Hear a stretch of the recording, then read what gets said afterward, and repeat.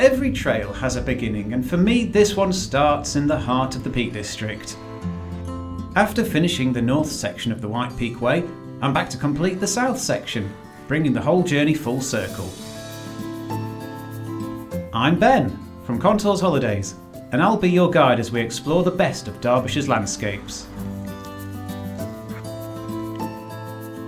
This 51-mile journey starts in Bakewell and finishes in Buxton, traversing riverside paths, limestone valleys and historic sites.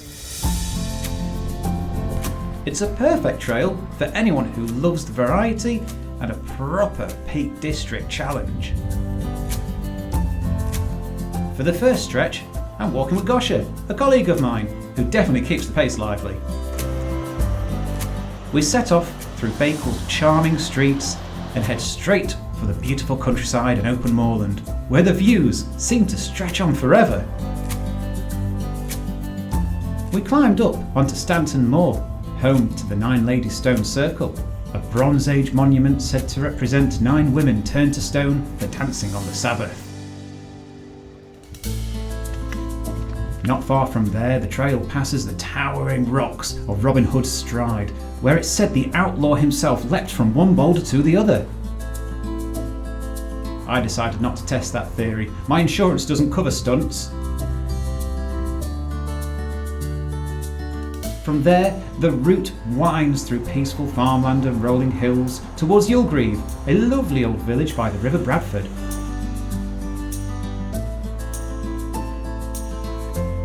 I teamed up with Cass for the next leg, starting in Biggin, a beautiful quiet valley that feels untouched. We followed the wooden boardwalks where the path winds gently above the water and makes you feel right in the heart of the valley. Along the way, we took a short detour to Reynard's Cave and its natural stone arch, a hidden gem that's well worth the climb.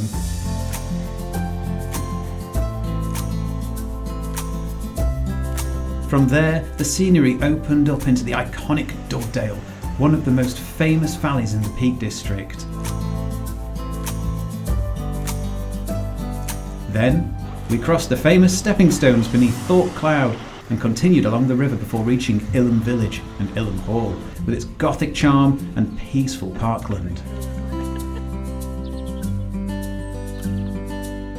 The cafe here is a welcome stop, and a good excuse to take in the view a little longer before pressing on to Hartington.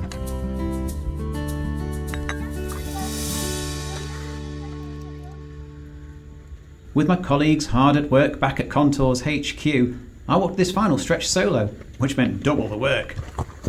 At least it means I get to enjoy the view twice. And for that kind of effort, I think I've earned a like, so go ahead and press that button if you haven't already. The route from Hartington to Buxton is packed with dramatic scenery and classic limestone landscapes.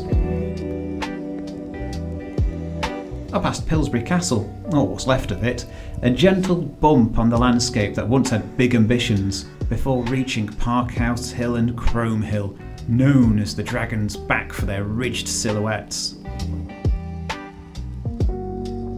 The climb was steep, but the views were worth every step.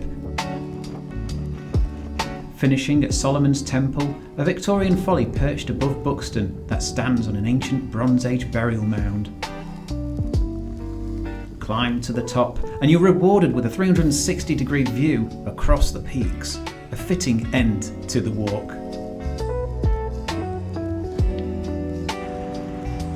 From there, I descended into Buxton's Pavilion Gardens, the perfect ending to the journey. Walking the south section of the White Peak Way reminded me why this area is so special. Every mile offers something new, from ancient stone circles to rolling dales and towering hills. If you haven't already seen the north section, check it out. We made a full video on that one too. And if you enjoyed this walk, don't forget to like, share and subscribe. It really helps us keep exploring and sharing more of Britain's best trails.